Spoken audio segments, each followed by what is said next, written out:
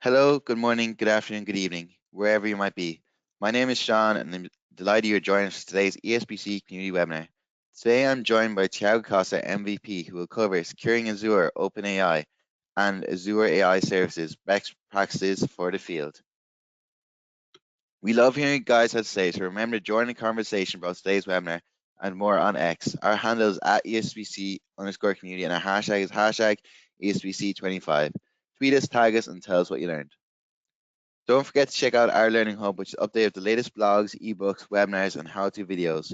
You can access and view the Learning Hub by visiting our website sharepointeurope.com and clicking the Content tab at the top. Don't let the learning stop here. Continue to keep up and stay ahead by joining us for our next webinar, Powering Foundry Agent Service with Azure AI Search with Farzad Microsoft. This webinar will take place this evening, Monday the 18th of August, 4 p.m. to 5 p.m. CST. For more information on this webinar, please check out www.sharepointeurope.com/Azure AI Week. At ESPC 25, we're going all in on AI, with expert-led session covering Azure AI Foundry, AI agents, responsible AI, generative AI, Copilot, OpenAI, and AI in SharePoint. This is your chance to learn directly from top experts and Microsoft MVPs, driving the future of AI and productivity. Scan the QR code on the screen and use the code AzureWeek200 and receive €200 off your ESPC 25 ticket. As always, if you have any questions at any stage, feel free to type in the questions box and Tiago will get to them during the webinar. This webinar will be recorded and added to the Resource Center, where you will be notified by email when it is available. And now I'm going to pass you over to today's webinar presenter, Tiago. Hello, Tiago. Thanks for joining us today. Hey, welcome. Let me then show my screen. Yeah, I can see your screen perfectly. And you can also see my webcam, correct now, Yeah. Sean? I can, yeah. Yeah, okay, cool. Okay, so I think we're all good.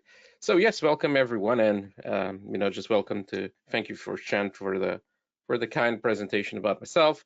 Yeah, just to complete a little bit, so my name is Tiago. I basically work as a cloud and AI architect, helping, lots of organizations out there, shaping their new, some of them, they're still new cloud environments, others, they already have some very old cloud environments, and let's, give them a kind of a refresh. Let's start to organize things as they should, doing also a little bit of FinOps and all that. And, lately a lot of AI projects for the past 3-4 years, it has been like probably the most topic on within my customers is this, and actually, very interesting AI projects that we have been, doing.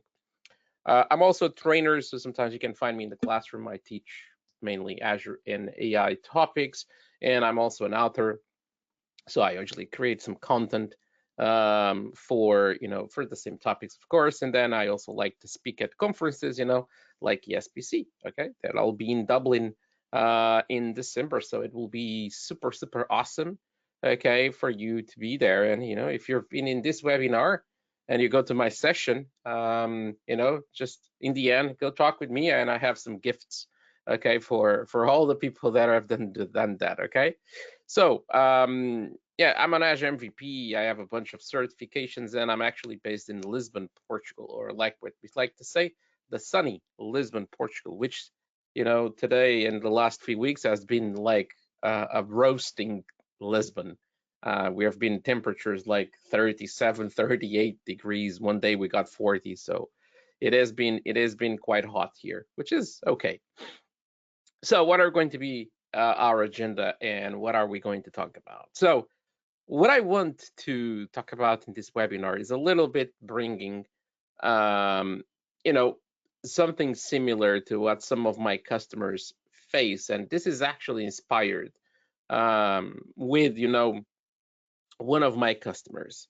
And, my customer, they already had some AI application, okay, which is kind of in this case, was kind of a wrapper for, for OpenAI, okay, was just a kind of a wrap, just doing some calls on the OpenAI API with, not that much innovation on that. It was just a very, very simplistic approach to that. So we're going to talk about that initial architectural, base of the app, what they had, and then, how we could very quickly improve that. And, because we only have like an hour, I actually needed to trim down this just for the security bits of it, okay? Because of course, as you can imagine, this is a huge project, and we have done, enormous improvements, not just on the security bits, but also how they call on even the app itself, and to integrate this more into the application, changing system messages, doing prompt engineering on the app, etc. We're not going to talk about that today. They're great topics. Okay, I would love to talk about that, but we just don't have the time.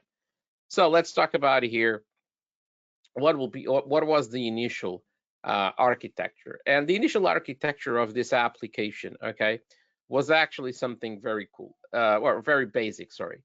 But the application is actually pretty cool. They had an app.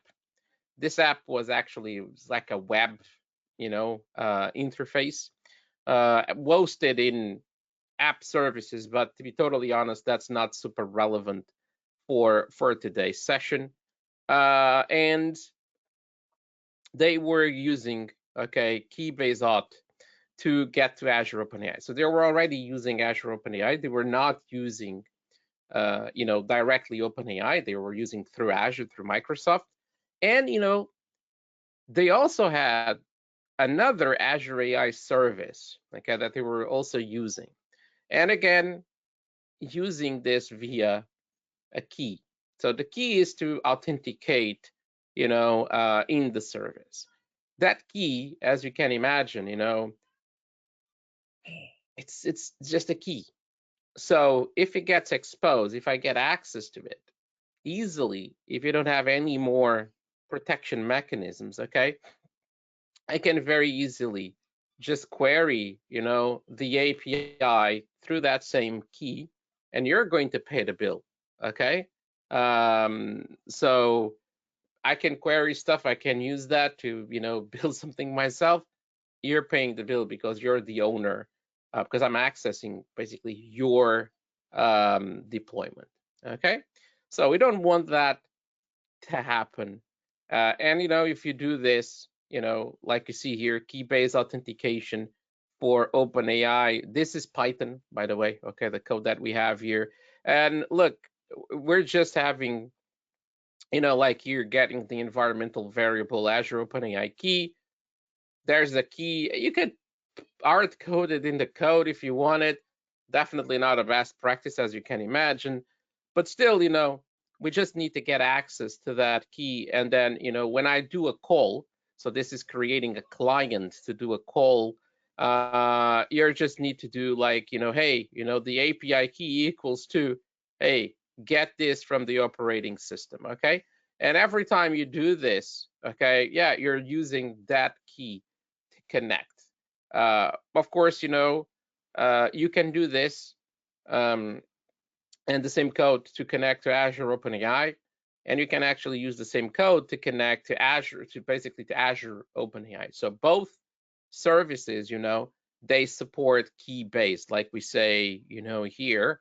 So key-based, because the OpenAI SDK, which is this one here, supports connections to Azure OpenAI, supports connections to OpenAI.com, okay? But again, what are the risks, okay, of, getting, basically having a keys? Well, they can be easily leaked, correct? They can be passed around, like a developer. Oh yeah, use this key here, and it just gives the key. Of course, you should not do this. And people sometimes they don't do this on purpose. It's just a little bit unintentionally that they do this. And of course, sometimes, and there are some best practices when you use keys, which is doing key rotation. So for time to time, you should do rotation of the key. So you have a new key being issued, the old one, it's still valid. Then you change everything that's connecting to that service for the new key. When everything is changed, you can go back to the service and say, hey, that older key, remove it. It's no longer valid anymore. And you can do this.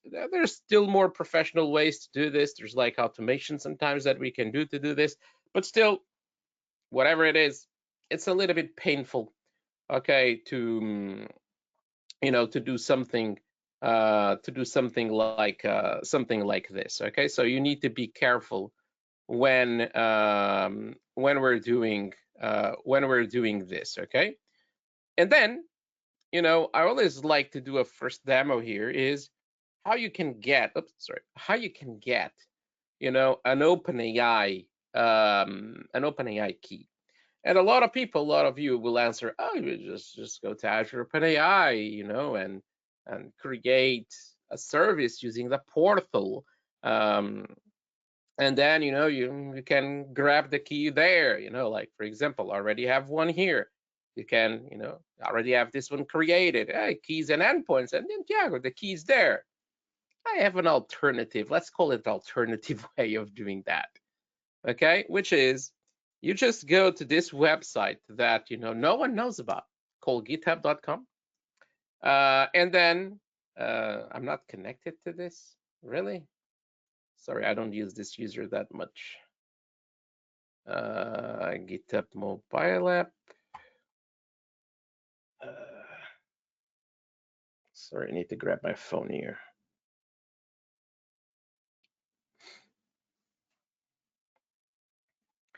Okay, so we have this amazing website that I'm sure no one knows about this, and you're going to search for this. See, OpenAI key equals to, and then SK.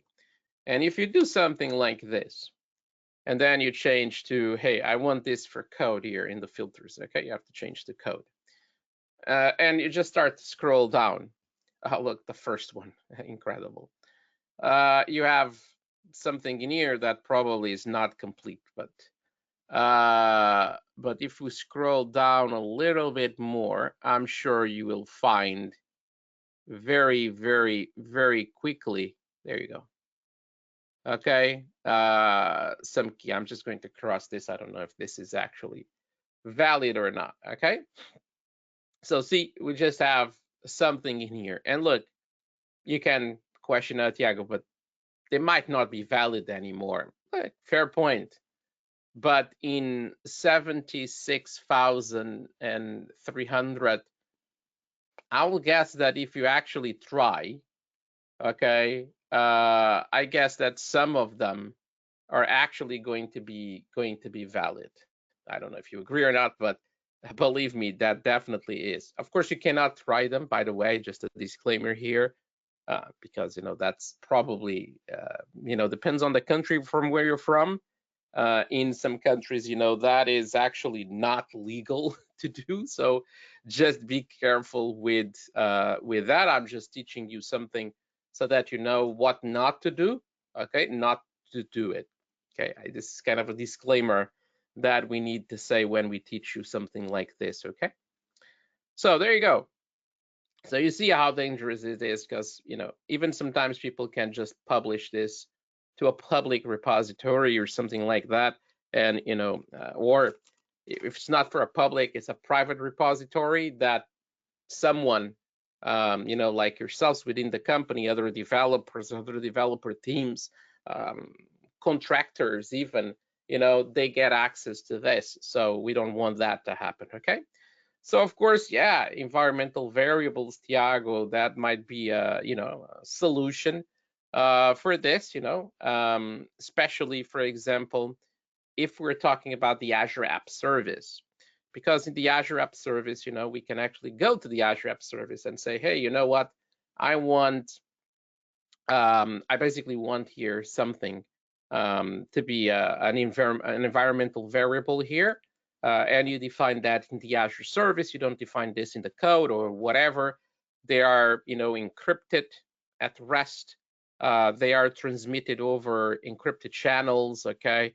And they're going to be just exposed as an environmental variable that you can access from your application, like you were doing in that Python code. Okay, so same thing. So that means there's no learning curve for your developers. They don't need to know anything about this. You don't need to teach them anything. You can just basically use, okay, use this. So what are we doing is we're just taking, some of this data from like configuration files that you might have or something like that, and bring them, okay, into an environmental app setting that you have on your Azure App Service. I'm saying Azure App Service. There's a lot of other services that have something similar. Okay, something similar to this. So with this, let's just do this. And by the way, if you guys have questions, just shoot your questions away. Sean is monitoring the chat, so he can always ask me some of those questions. Okay, so go ahead and do that if you want. Okay, so yeah, we can close GitHub. We don't need GitHub anymore. And what I'm going to do here is I'm basically going to create here, okay, a new resource. And I'm just going to create a web app so that we have, like a brand new web application here. I'm actually going to create here, a new resource group so that in the end of today's resource group, I can just delete this, okay? So AZ ESPC webinar, runtime stack, look, actually doesn't matter because I'm not building anything today. Yeah, let's go with Linux. And then let's put this in West Europe. And then, yeah, let's create a new Linux plan. This one is more than enough. And under monitor, let me just disable application insights. My God, this is so slow today. So I don't want any application insights today. Look, application insights is awesome, by the way, okay? I just disabled it because, yeah, we don't need it for today's demo. And I don't want to have another thing being created. That's the only reason why I did that, okay? So after we create this, I just want to show you that I can actually go into my application there and app settings, and I can just start using the application settings over there, okay? Just give it a second here. There you go. So go to resources. So this is our web app, and under settings, if you go to environment variables, you can then under app settings, you can just create an app setting here. Okay, like for example, Azure OpenAI key, and then you had the key something in here. Okay, I'm just randomly typing on my keyboard. Okay, so something like that. Okay, so there you go, and you have it here. So this is what we were talking about. So we don't have this like in in a .env file or an app settings file or whatever programming language application file we were talking about, but now we have it here. But you consume this in the same way. And by the way, if you have something in your application file with this name, this will override that. Okay, so because when this application starts, it will overwrite everything that you have on your environmental variables files. Okay, so that's something that is just going to happen. Okay, so that's it. So is this good? No, to be totally honest. Is it better than what we had before? Definitely. Okay, but now let's talk about something else. But I always like to talk about the X3 and just go improving, and not just go from this is super bad to you should do this. I don't think that's a nice way to do things, because in a lot of customers, sometimes they're just not there yet, to do things that way. But they might be, okay in doing things, in this way, for example. Is it better? It is. So let's go with it. Okay. And then you get the point, right? Sometimes some customers, it's really hard for them to move on. So they accept this. Okay, let's then do that. Okay, and then let's work on it so that they will jump, and start to even improve this further. But baby steps, basically. That's what I'm saying. Okay. So then, what will be the next option or the next phase in all of this? Well, having an external secret storage. And usually you need to find storages that are encrypted at rest. They need to be transmitted again over encrypted channels. Everything needs to be encryptedly transmitted. And we also need to talk about increased security and control over keys and passwords. So that means, applications, they have no direct access to those secrets, to those keys. You can then audit, okay, access to those secrets and to those keys. So that will be something that, we need to think about building a system that can handle this, or using a third-party system that does this, okay? And this is where we talk about Azure Key Vault, okay? And I'm sure most of you probably already heard about Key Vault. Key Vault does all that, basically, okay?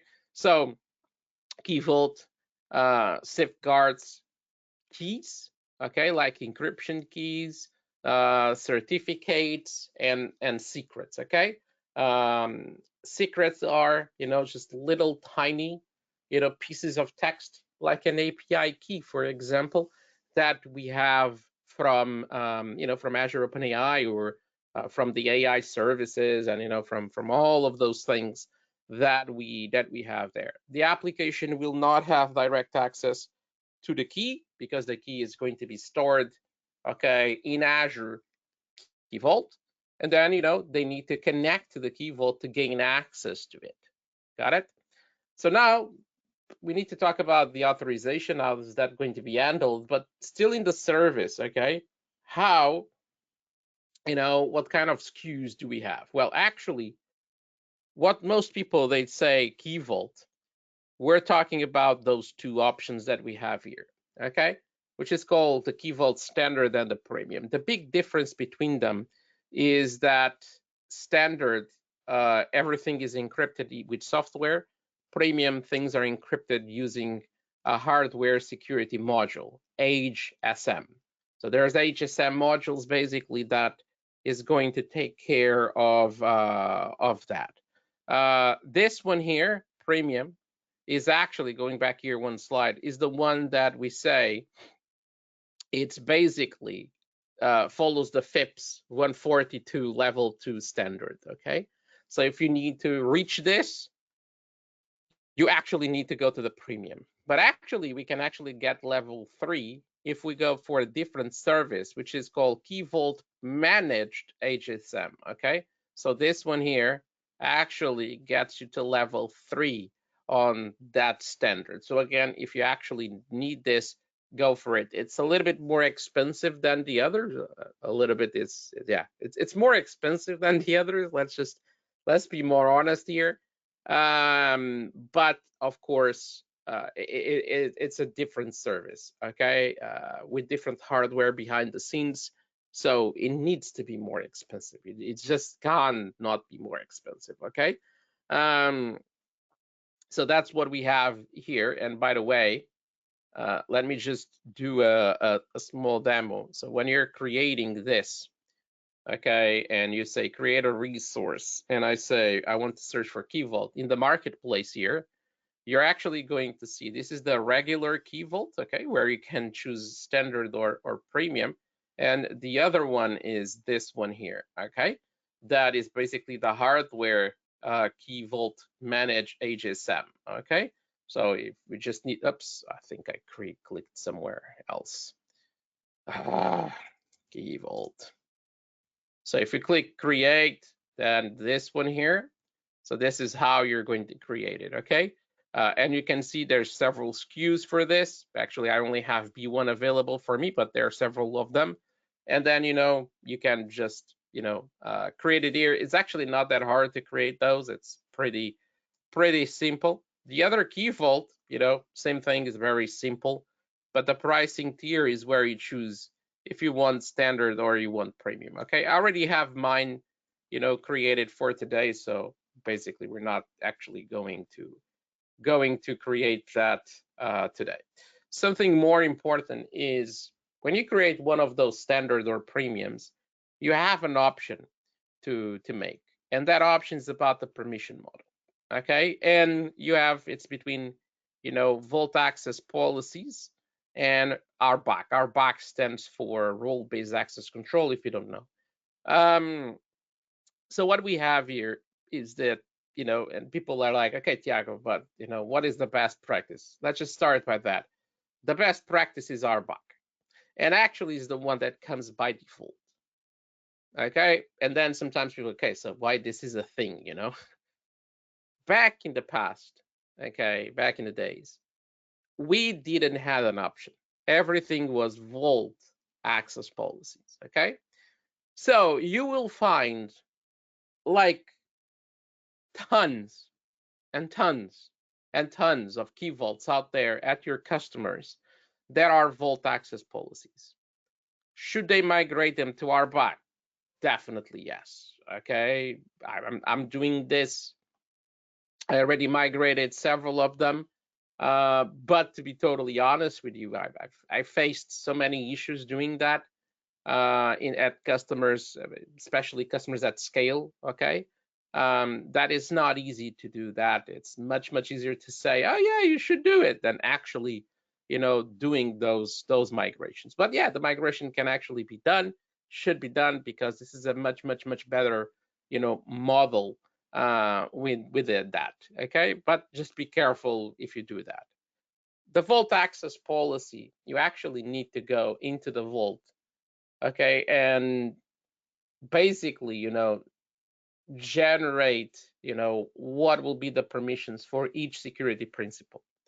And then with Vault, with RBAC, you can just use the famous, you know, policies that we already have, correct? I could just say, hey, I'm a key Vault contributor. That's the role that we have, correct?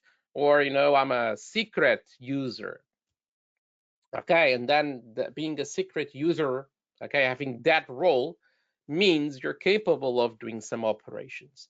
And if you need, you can always create custom roles, and you're going to be able, to trim down that more, and maybe follow more the principle of the list privilege that you probably want to do in your organization. Okay, but this is just to say we used to have vault access policies. If you're creating something new, RBAC, that's not even a question anymore. But if you still see them, vault access policies out there, yeah, you have to deal with it. It is what it is, okay? Then what we're going to do here in our applications is, my application, so my secret, my key, now is going to be stored in the key vault. And, I need my web application, okay, needs to get there and, get access to that. So that's, what we want to achieve. So for now, let's do just a very simple, demo here about the key vault, which is, hey, how you can create one. And also, after you create that one, I can actually go maybe to this one here. Let me just have a look, because I'm not sure if this is the right one. Yeah, this is the right one.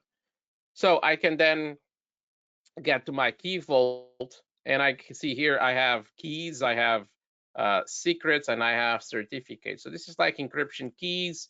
This is like TLS, SSL certificates, and those are the famous secrets. And I have, like, for example, a key here called OpenAI key, and I already have the current version of the key. This is not the key itself, okay? This is kind of a global unique identifier without the dashes, okay?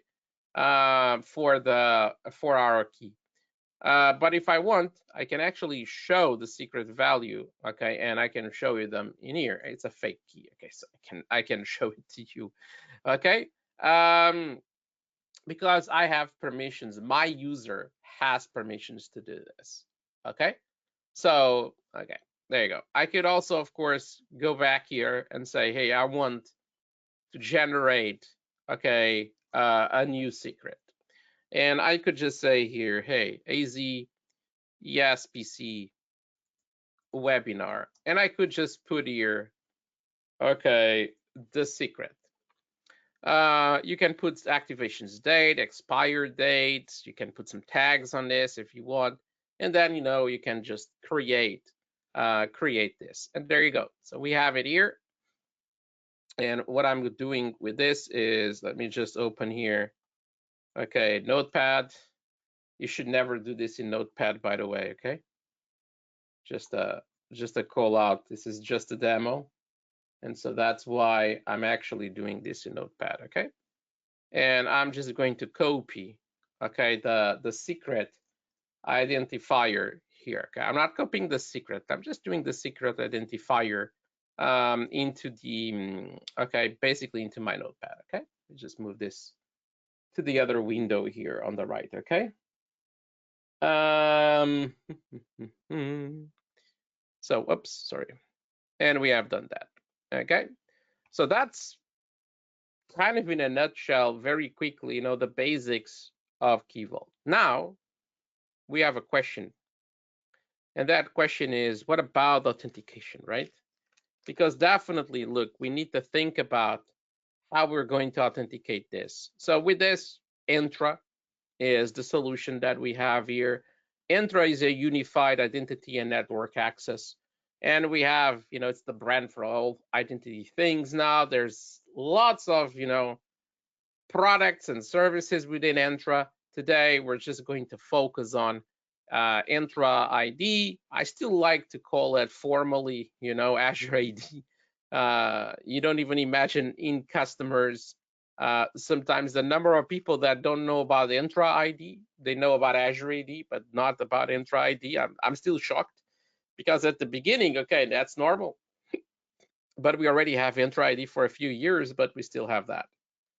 But in Entra ID, look, yes, we have, identities like users, groups, etc., all of that, but we have an app, right? It's hosted in app services. I'm not going to create a user called like a app1 dot, something at azcontoso.com, which is my company here, my demo company today, for example. I'm not doing that. So what we can do is we can actually use something called managed identities. And look, I'm a huge fan of managed identities. And look, again, we could be here the whole session just talking about managed identities because it's actually a very big topic. But what I just want to talk about is basically just this. So we have some Azure resources here on the right, and we have Entra ID on the left. What are we going to do is, I have an app service. And what I want to do very quickly is my app service needs to get to my key vault to grab that key. So it needs to be authorized to grab that key. That's all I want. It's very simple, right? What I want. But yeah, all those services, they are in subscriptions that have the same tenant on the top. And in that tenant, that Entra ID tenant, I need to create an enterprise application of the type managed identity. And this is actually going to be, in my case here, a system assigned managed identity, okay, for this service, my app, my web application. So I'm actually going to take that and represent that here as a managed identity, which is a type of an enterprise application. And then using this, I'll have a service principal that I can use to authenticate myself in the Key Vault. So first step, create the managed identity. Second step, I need to create and basically create the permissions. Okay. So let's take care of let's just take care of that. So let's get back here in my demo. And what I'm going to do is I'm going to my web application here. And if you scroll down under under settings, you have an option called identity, okay? And under identity, we have the option to create a system assigned managed identity. or a user assigned managed identity if you want to associate that. But let's talk just about system assigned today. I have a slide that kind of makes the differences, but let's go with this. And now just pay attention to this because this is really hard to do now. Okay, you need to press on. Then you need to press save. So 2 clicks. And then, oh my God, there's a 3rd click. Okay, so you actually need to press 3 times to create a managed identity. Okay, of course, you could automate this with PowerShell, with Bicep, Terraform, you name it. But there you go. Now this is created. This means that, look at this. If I go to Enter ID and I choose to go to Enterprise Applications, and I choose the application type here as a managed identity, and I just choose here to this as like the order created on, see, it's basically here. So just create it today, and you can actually see this, okay, in here. So that's actually pretty cool. You know, what do we have here and what we have with this, okay? So cool stuff, you know, that we have with this. So we actually, oh, I can still be here. We now created this identity. Now, what can I do? I can go to my AZ Contoso training key vault. I can go to secrets. And, you know, one of the big advantages also of RBAC, by the way, is that role-based access control authentication for key vaults allows me to go to the granularity level of just, okay, this specific, okay, secret, and actually go to access control and actually go in here and say header role assignment, okay, and say key vault secret user, for example. A secret user, as you can see here, can read secret contents. That's what we want, okay, and only works with key vaults that use Azure role-based access control. Yeah, of course, because if you still use the other one, you know, the vault access policy, this will not work. So I'll just press next. Now I need, this is what we call RBAC assignment. Okay, that's the process that we're going through now. I need to go to managed identity, select the members, and, you know, app services. My app service shows up in here, and I can then, you know, just select this, okay, and then review and assign. So right now, my application, okay, is able to go to that key vault and query that specific secret. He can't do anything else. Oh, but I have other more secrets there, Tiago. Really doesn't matter, you know, because all those secrets, you know, it just can't reach them. Got it? Even if he knew the URL of them, it's not configured, okay, to do this. It's only configured to do to this one, okay? So that's actually pretty, you know, actually pretty cool. But now let's just talk about some more things, okay? First is the type of managed identities, okay? As you can see, there's system assigned, that's the one that we talked about, but there's also user assigned. So system assigned managed identities, you have, you know, an association that is one-to-one with the Azure resource. So this Azure resource is going to have a system assigned managed identity. Yes, it only has one. If you delete the resource, that system assigned managed identity, which is an enterprise application of the type managed identity, as you saw, is automatically going to be deleted. So you don't need to take that separately. This is to, you know, so that we don't have like orphan managed identities in Enter ID, which, you know, some other resources we have, especially like application registrations and things like that. We have in some customers like a few. let's just say at a few. So here we're not going to have that, okay? Because if you actually delete the resource, the associated managed identity is always deleted, okay? and it cannot be shared. It's just for that resource, and that's it. It's a direct thing, period. User assigned managed identity is completely different. It's actually an Azure resource by itself. So you can go on the portal. I'm not demoing that today, but you can go to the portal and you can just go there and just create it. Okay, it's totally fine. It's totally awesome. You just go there, create a user assigned managed identity. Okay, yeah, then now what do you have? Well, you have an Azure resource, but it's actually not doing nothing yet. Then you need to give it authorization to do certain things, whatever you want to get. And then there's still a third thing that you need to do on this, which is you need to go to the resources like web apps and associate your web app with that user assign managed identity. So you actually need to do this. But the user assigned managed identity has an independent life cycle than the Azure resources. Because if you now delete all the web apps that are associated with it, what's going to happen? Well, nothing is going to happen, okay? Because the resource itself, okay, it's not going, okay, it's not going to be affected, okay? It still stays there. It's not automatically deleted, like nothing happens. Even if you delete the last association, sometimes people ask me that, hey, Tiago, what about if you delete the last association to this? Well, doesn't matter. Nothing happens, okay? So that's how it works.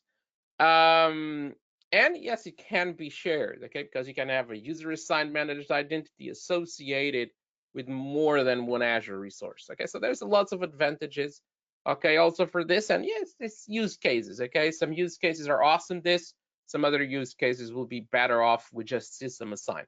More simple use cases, and most people, they're only using, system assigned managed identities. I don't have a stat, like an official stat from Microsoft, but um, my vision, okay, in the consulting world is that, yeah, like by far, okay, the majority only uses system assign. Sometimes even to do things where user assign will be better off, okay, but sometimes because they just don't know how to work and how they work, etc. Okay, let's just talk about system assign. Let's imagine we have done this configuration. Now on my app code, what I can do is basically, I can basically create a token like we're seeing here and just say, hey, you know what?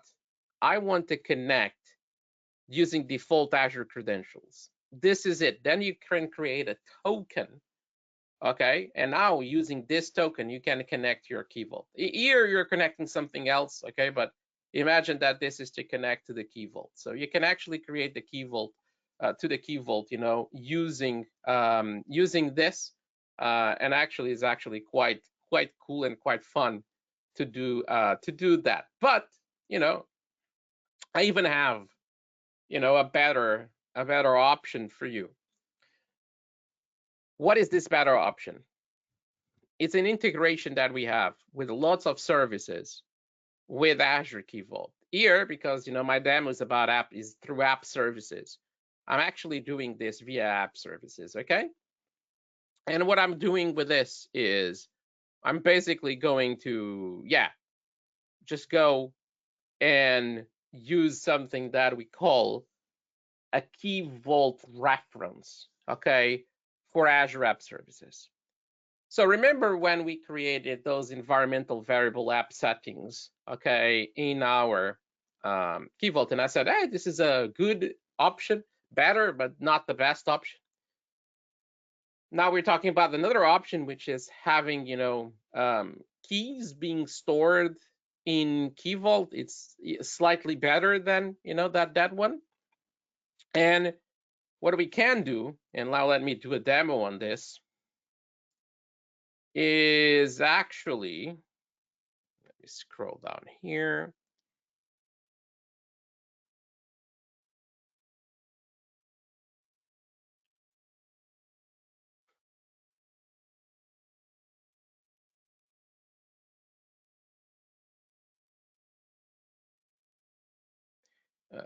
Come on, screen. There you go. It's actually going here to our web app, then environment variables. Grabbing the environment variable that we had here. I didn't save it. Okay, I'll just add it now. So we added here one called AZ, correct, OpenAI key, I think that was it. And we just put it something here, right? So we did something like this, and I forgot to apply. I think I didn't apply this. So there you go. So we had this one here. That's the one that we had here before. Now you have a value here. Okay, sure. But now what I'm going to do is, instead of having this value, I'm going to add it this, and I'm going to do is this Microsoft dot, key vault, and then you can put secret, okay, URI equals to, and now remember I can grab all that thing that I did before, which was the secret identifier, remember? And I can put it here. Now I'm still going to add it this slightly, which is I don't want this last bit here. Because if we see this is the name of your key vault. Okay, then it's vault.azure.net. Then it's secrets. Then it's the name, okay, of your secret. And then you have this stuff here. This stuff here is the version. But if I cut this from here, and I just do it like this and apply, what I'm doing is I'm telling them I always want the latest version. Because if you go to Key Vault, okay, and for some reason you update that because you want to rotate keys or something like that, I want to grab that latest key. Got it? So that's the scenario where we are.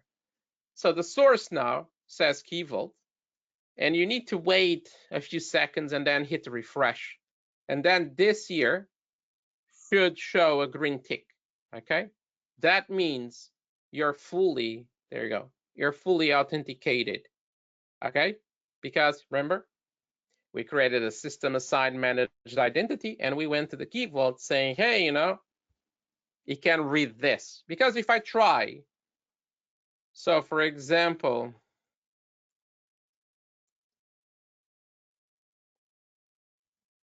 this will give an error, okay? And if I try to, let's just put 1 here for now, and then let's just open this. Let's grab all that, okay? And I had one called secret 1, okay? This one was there, and I can actually show you that before I eat, okay, here, so that we are absolutely sure that that secret actually exists, okay? There you go, there you go, there you go. See there? Secret 1. It's there, it exists, okay? So, and if I apply this, so see here, confirm, it's going to say key vault, but now it's not working. See, we get that, X, the error sign because of authorization. So basically, we're not authorized for the system assigned managed identity is not authorized to see that, okay, specific secret, okay? Of course, you could tell me, hey, Tiago, let's go back to here. Could you do this at the secret level and do the same thing as you did before, but for all the secrets we did the key vault? Yeah, sure. If you want to do that, you could go on access control here because you are in the secrets now. So that's the granularity level where you currently are, and you can actually do that, okay? So definitely you could do that. My demo was not that. There are scenarios where actually I do this in production, and it's fine because there's also a best practice for key vaults called separation of concerns, that we should have a key vault per environment per app. So per app per environment. So usually, in some scenarios you're fine because that app actually needs to grab access to the 4, 5, 6, whatever number you're going to have in here. Okay, so this is awesome. Look, it works pretty cool. Again, the same question. You know, can you do this a little bit better? Yeah, okay. There's still another way of doing this, but only getting into here is really awesome. And by the way, sometimes we actually need to grab to services that they do not have any other way other than key-based authentication. So this is the best way for those services, okay? But now, one of the big advantages that we have with Azure OpenAI, and one of the selling points of Azure OpenAI, is actually our back authorization. Got it? So I can actually, and I'll just demo this right now, okay? I can actually go to my service, my Azure OpenAI service, and I can actually go to access control of my service, okay? And I can actually add the role assignment to this. And, there's some services here like cognitive services, OpenAI, contributor or user. So if I go and I say user, because, that app just needs to go here. Remember the use case where I started with this. It's a wrapper for Azure OpenAI. So it was a very simple thing, a very simple application when it comes to communicate with Azure OpenAI. So I use this. Next, managed identity, select members, app services, and I found my app. And I just did this. Got it? Review and assign, done. So that means my application now can actually grab into this, by just doing calls like this. Let me just try to find that. There you go. By just doing this. Okay?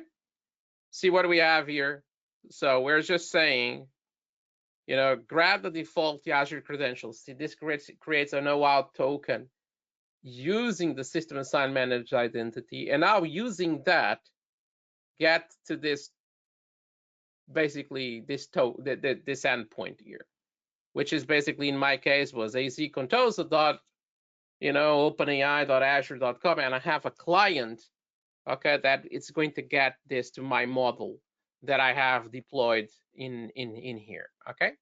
Same stuff for all the other Azure AI services, they support basically role-based access control. So that's actually pretty cool. So best practices that you have to protect Azure OpenAI. First, disable account key access. Use our back authorization with managed identities. Okay, so exactly what we just explained right now. Okay, enable, okay, customer managed keys for encryption, and also use something that we're still going to talk about. It's called a secure network architecture. Okay, so we're going to talk about this just in a just a reference to it. Okay, so this is what I have done. Okay, nothing fancy. Now let's talk about network security very quickly, because I still want to leave, like 5 minutes in the end. But we have, service endpoints. We have things like private endpoints. In terms of a network, look, if you don't need access to the internet for your application, just block it. Only allows the communication through services like Azure OpenAI, through service endpoints and private endpoints, so that you're still connected to the services because you still need, but it doesn't go to the internet, to the general internet, okay? Because you don't want that. Use Bastion if you need to grab, to infrastructure as a service stuff that needs to be within a VNet, okay? Or if you want to connect to a VNet so that you need to test communications and things like this. This is like massively important for you to do things like that. Okay. Also talking about that secure network architecture. Okay, and this is more of a reference, to be totally honest with you. Okay, it's moving all the resources into a virtual network. Okay, and you can see there's this VNet that we have here. There's our app server orchestrator, and we're going to have Azure OpenAI as an endpoint here. We're going to have stuff like AI search again as a an endpoint inside the VNet through through endpoints, so that we have this, and of course you can have several other subnets for further isolation. Okay, so we have here another one. Okay, like for example, this is just a subnet for the app itself, and then a backend subnet that's going to contain the Azure OpenAI, the AI search, things like this. Okay, so that we don't have any problem with this. And there you go. Like I was saying, those are through and private endpoints. Okay, and then this way we can have that connectivity. Another thing that we also have with this is using Defender for Cloud. And Defender for Cloud, generically speaking, it's an amazing service, can detect a bunch of security threats to your infrastructure. Also gives you something called a security posture that through Azure policies you audit your Azure resources and every setting that you have in your Azure resources, and it's going to check that if it's a secure posture or if it's an unsecure posture and you need improvements. And then it's going to give you some recommendations. Okay, so if you have an Azure OpenAI deployment without this secure network architecture, this is the number of recommendations that you're going to get. Got it? A few. Okay, just related to this. But if you use that security recommendation, this is the number of ones that I personally got. Okay, so as you can see, just because you did this, the number is way lower. So that means something about this, this secure architecture. So check this out.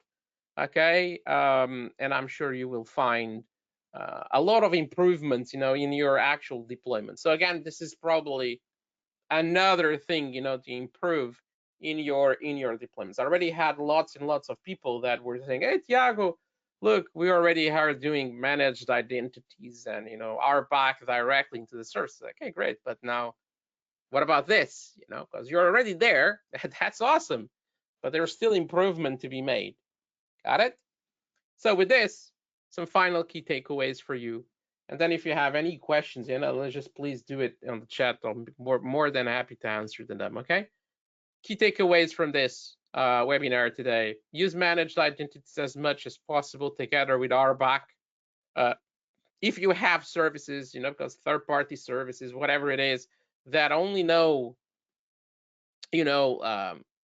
like key out, use key vault to centralize those. You block the use of access keys if you don't need to use them. Some services they're starting to get this, where you can just go there and just say disable key out, okay, key basically access to the service and authorization to the service through keys, through access keys. I don't want that, so block that. And of course, the last one, use the securely network architecture.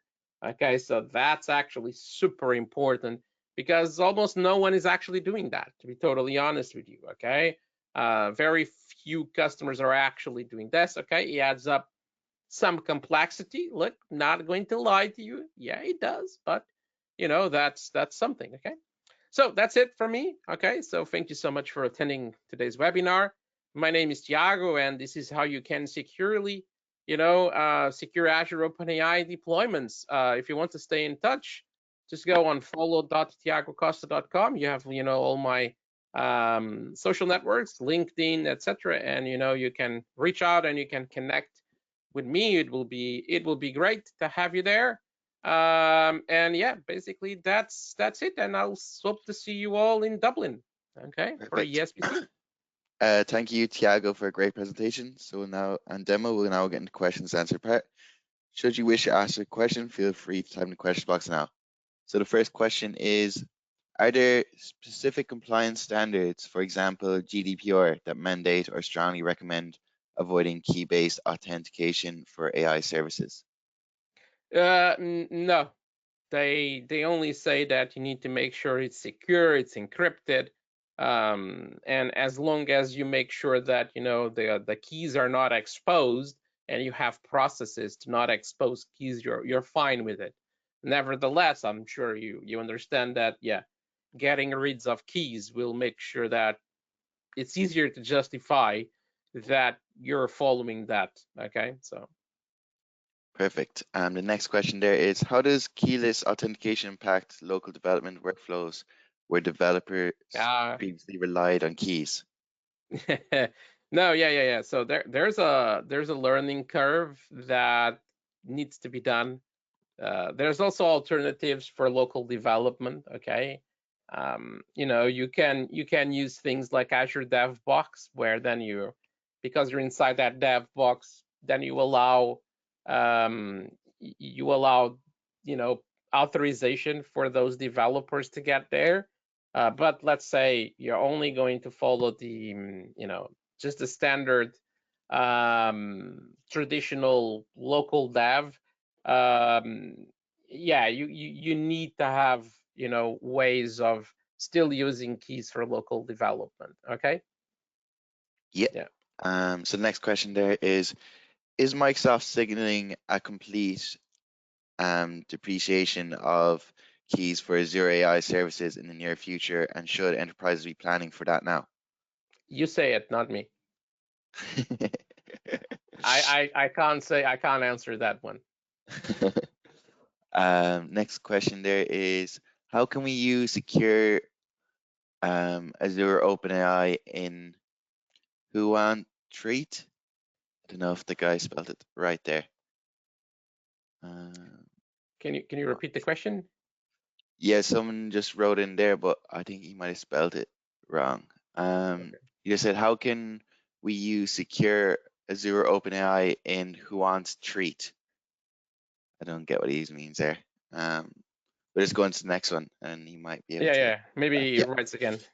yeah, yeah. Next one is,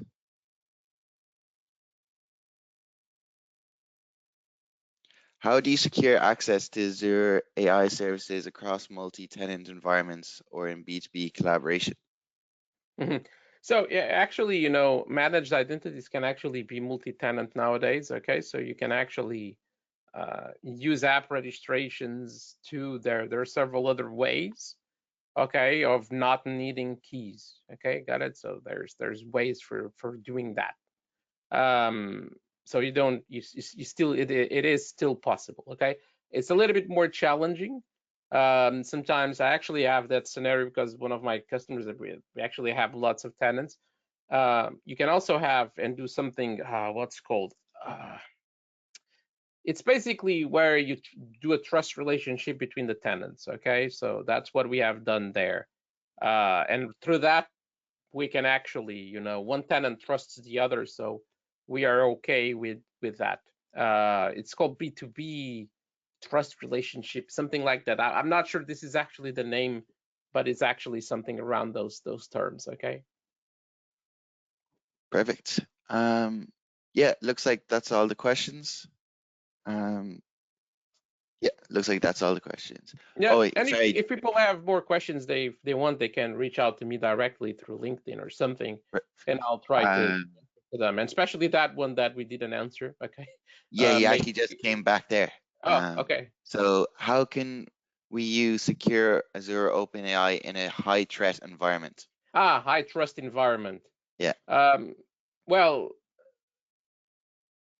yeah, you need to be careful, especially with because that's not just so much what we talked about today. It's also about what are you going to put on the prompts, and then you need to understand what your users are prompting the model, or your developers are prompting the model. What kind of data are you sending to the model, and how it's being sent? Usually being sent is always secure, so that should not be a problem. It's more on how you're prompting things, okay? But still can be done, okay? Most of my customers, they are using this in that model, and we still made it, okay? But if you want to, because I don't want to make any more questions because probably the person cannot answer. So if you want to reach out directly to me, we might have a chat about that, okay? Because when we're talking about those I trust environments, there's still stuff that we cannot talk in public here, okay? So I understand that. So if you want to reach out directly, that's fine, okay? Amazing. So that's the end of today's webinar. You can find this webinar and more at sharepointeurope.com/resource center. Thanks again for all of you for joining us today, and hope you join us again soon. Take care. Okay, take care. See you. Bye-bye, everyone.